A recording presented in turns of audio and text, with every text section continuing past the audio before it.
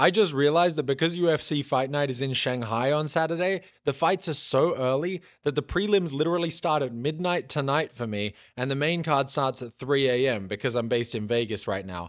And these last minute picks are starting to get way too last minute. So I'm going to break down the entire main card and the prelims, starting with the main event, Umar Nurmagomedov versus my little chingaling-a-ding-dong, Song Yadong.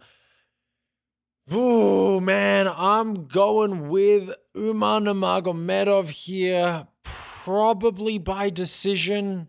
This is hard, though. I mean, this is a better fight, in my opinion, for Song Yadong than Sean O'Malley was in reality. Like, Umar Nurmagomedov is nowhere near as tall and rangy as O'Malley is. Song Yadong was having to really leap into the fire with O'Malley to be able to get his shots off.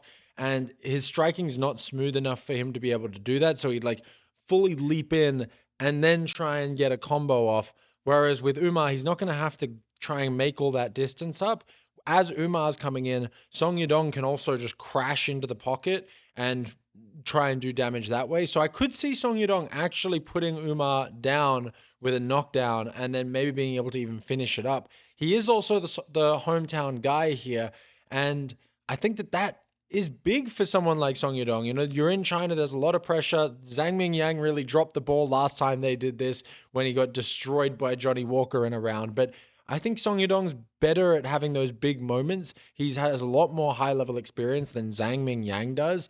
And I don't know if this fight is really that bad for him, but I do think that over 5 rounds, Umar's going to be able to win 3 of those rounds. He's going to be able to get some takedowns at times where he wins a round that way. His striking is very good. I actually think that Umar Nurmagomedov's striking is better than his grappling.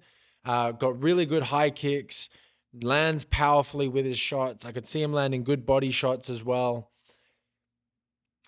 But he knows how to win rounds, and he's going to have that Nurmagomedov team there. They do not want another loss. He's only lost once to Merab, and that was a dogfight the whole time.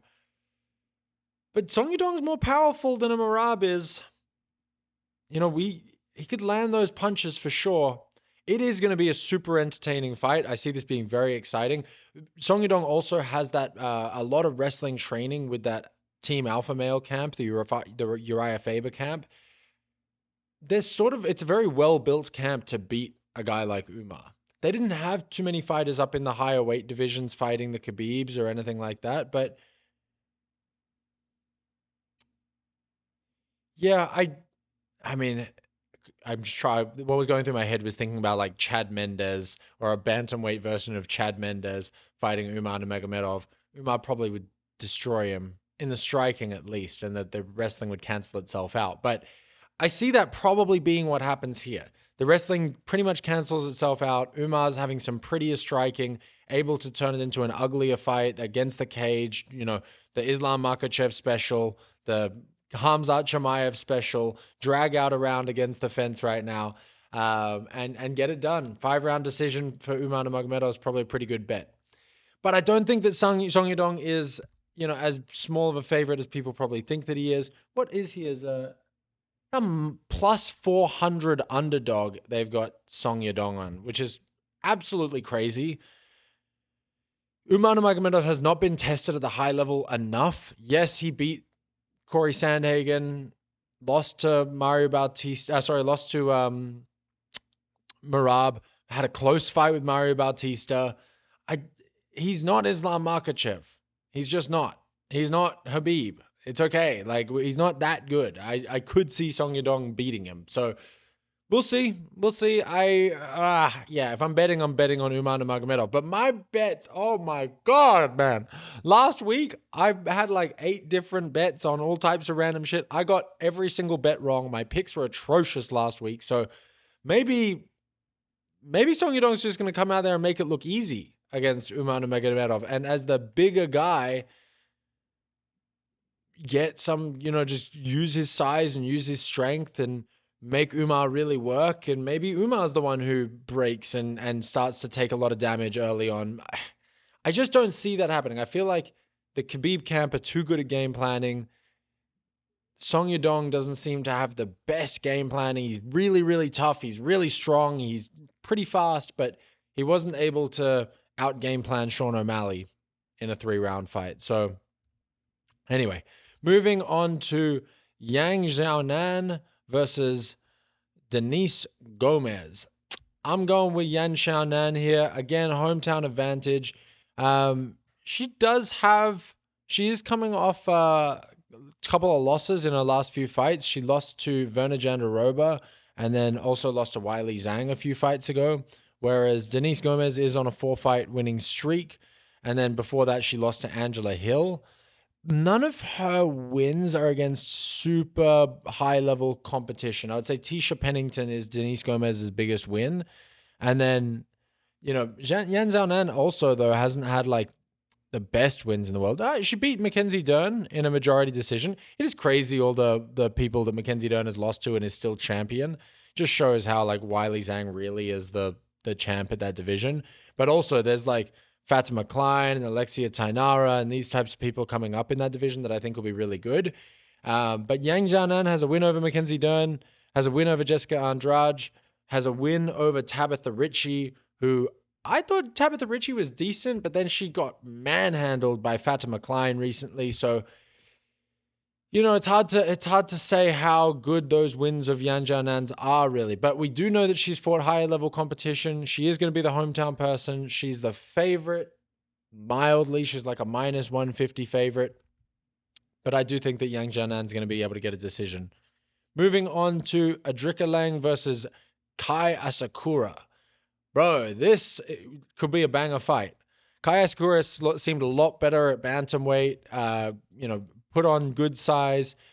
The guys don't seem to be as good at wrestling in the bantamweight division. You don't have, the Azu Almabayevs and, all of these guys going crazy.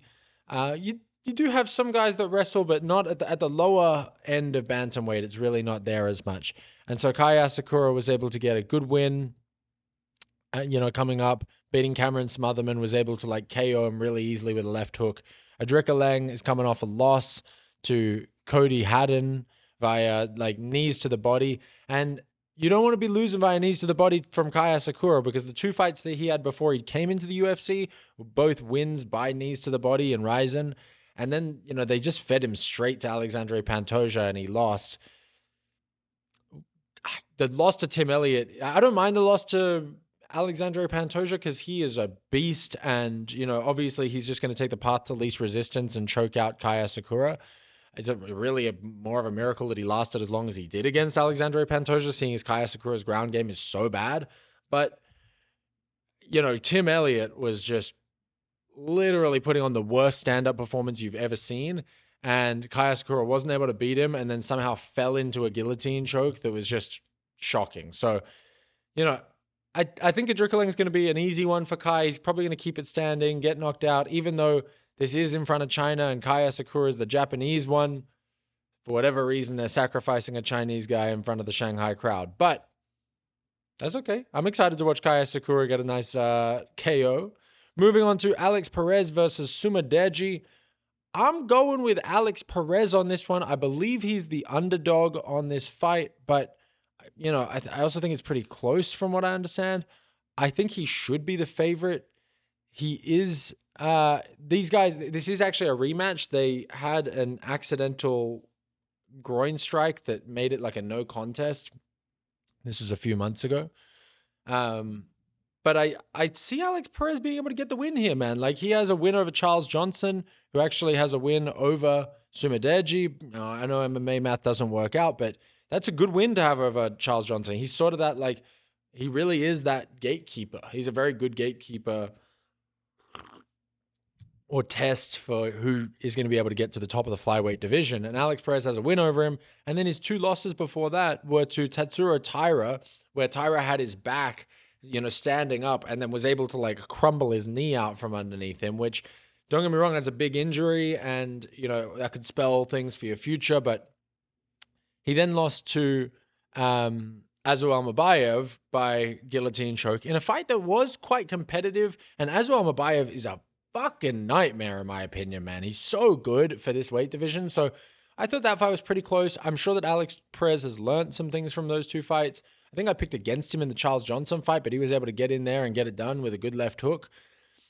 And I think over 3 rounds, he's going to be able to beat Sumadaerji. I see Alex Perez getting a decision here. Maybe he loses round 1, but round 2 and round 3, he's able to put it together, come back, use his grappling, use his just wider variety of skills, and get a decision over Sumadaerji here. Moving on to Liu Ce versus Levi Rodrigues. This fight is going to be a banger. We got no photos for either of these guys, but that's because they have like very, they don't have the biggest records. I think it's also, I don't know why they don't have a photo for Levi Rodrigues, because he's had a UFC fight at this point and had a contender series fight. He lost the UFC debut, and the contender series fight was actually overturned to a no contest, but I think he got like a KO with knees and hammer fists before they overturned that. And pretty sure every other fight that Levi Rodrigues has had in his 7-1 career or whatever it is, 5-1 career, is all by like first round KO. On the other guy, Liu Ce, he also, like, all of his fights are, won by finish. He has a very small record though, 4-1, but he had 3-1. He's only had 4 professional MMA fights, but he had a bunch of kickboxing fights before that. And Levi Rodrigues has a really long amateur record. So neither of them seem to have a really strong ground game. Their losses have come from getting ground and pounded from a guy in mount. So I think this is going to be a stand and bang fight. And I think that Liu Ce has the better kickboxing experience. So I am going to go with him. He's also, again, the hometown guy. Levi Rodrigues obviously trying to get a first round finish going every single time. So he's going to go in super hard. But I think that the experience is going to be able to take over for Liu Ce, and he's going to be able to set some traps and just put Levi Rodrigues down. And if Rodrigues doesn't get the KO in the first round, just given how hard he goes, I don't know. I'm interested to see what happens with this fight. But moving on to the opener of the main card, Bilal Hasan. I always get him confused with Hasan Minhaj, the comedian. But Bilal Hasan versus Nilson Rojas. Wow, they've got a photo for Bilal Hasan already. Huge disrespect to Levi Rodrigues. But I get it. They're trying to hype up Bilal Hasan. They call him like the ninja or something like that. The Indo Ninja. That's right, the Indo Ninja. I actually saw him at the Apex the other week for Dana White's Contender Series. So this is his UFC debut. He went in and finished that guy in like less than a minute. But it was some Indian guy who had his whole career had like a 10-0 record, but it was padded with a bunch of Indian fighters that he'd beaten. So, there's a reason there's no Indian champions in reality. Like, for whatever reason, they just don't make the best fighters.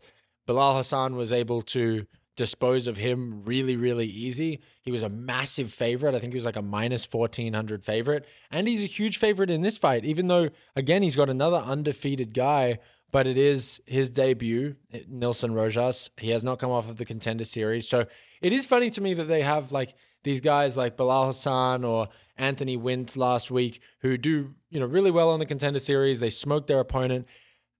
And then they sign some random regional guy as their first guy to beat. It's like, why even bother going through the Contender Series? But I guess you could just, if you're the guy that's getting brought on as the sacrificial lamb, you're probably not going to last that long in the UFC. But that's what I see Nilson Rojas being, some regional experience. Bilal Hasan is very, very good, super explosive at flyweight. I see this probably being like a first round KO, which is crazy from an undefeated guy in Nilson Rojas. But, again, the UFC is really trying to build these guys. Look what happened with Anthony Wint last week. He was, again, a minus 1,000 favorite 11 days after his Contender Series win. He goes in there, first round submission finish over some blob heavyweight that they grabbed off the street, right? It's going to be the same thing with Bilal Hasan. How much of a favorite is he in this? Yeah, look at that. Like, that's crazy. Minus 800 versus plus 550. There's a reason for it. Even though his opponent is undefeated. I just whatever. Anyway, I'm going with Bilal Hasan, first round KO. Moving on to Namzrai Batbayar versus Andre Lima. We're going to speed run these prelims, guys. I'm going Andre Lima by How do I think Andre Lima is going to be able to get it done? I'm going with submission for Andre Lima over Namzrai Batbayar.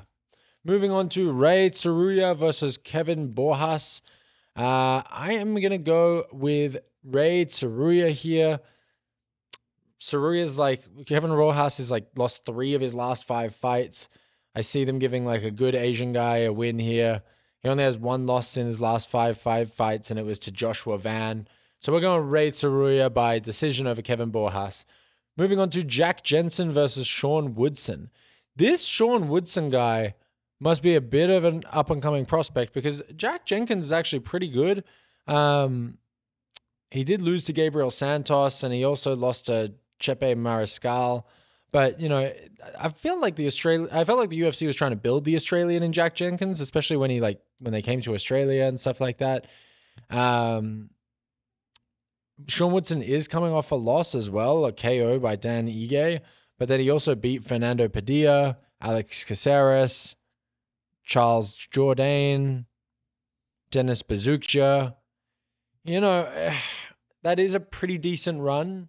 I'm going to go with Jack Jenkins as the Australian. I'm going to go for my boy. And I'm going to go by KO. Jack Jenkins getting the KO over Sean Woodson. Moving on to Zhao Long versus Francesco Nuzzi. Dude, Zhao Long was that guy that was beating the brakes off of Cody Garbrandt, but then kicked him in the balls so many times in round 3 that Cody Garbrandt somehow got given the decision win because I think Zhao Long had lost 3 points in that round or something.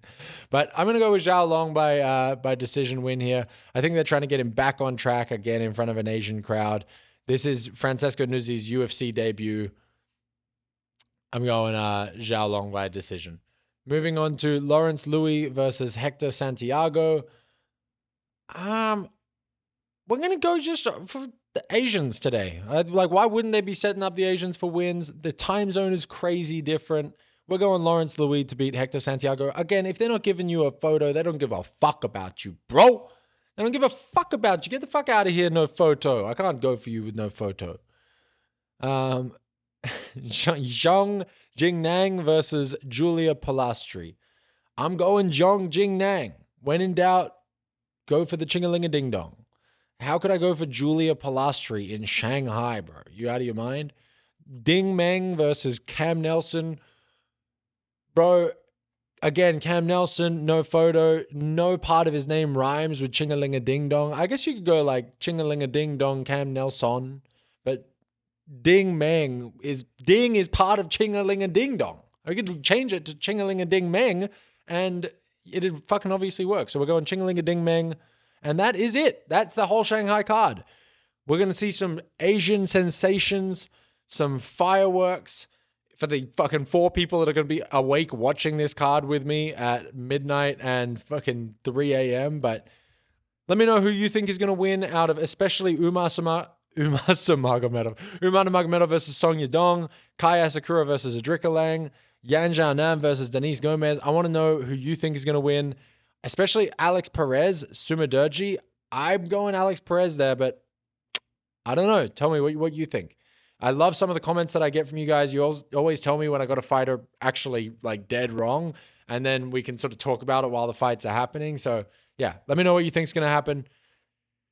By the way, I'm really pissed off because I've been working for weeks on this top 30 under 30 video, and then Bedtime MMA put a top 30 under 30 video up, and so then I recorded mine immediately, but I've been working on doing some edits to it. I'm starting to wonder if I even want to put it up. If you want to see that video, let me know, because I will finish it up and put it out there. But if no one cares about the UFC's top 30 fighters under the age of 30, if no one cares about that, then don't say anything. If you do care, let me know, because there's some really great ones. I mean, did you know Volta Walker is under 30 years old? So is Josh Hockett. He's also under 30 years old. Fucking hell, man. What's his name? Ronga Tahangia. Navajo Sterling, also under 30 years old. Where are these guys in the top 30 under 30? If you want to know, let me know, and I will make a video. If you don't want to know, you can also tell me that you don't want to know. Anyway, see ya.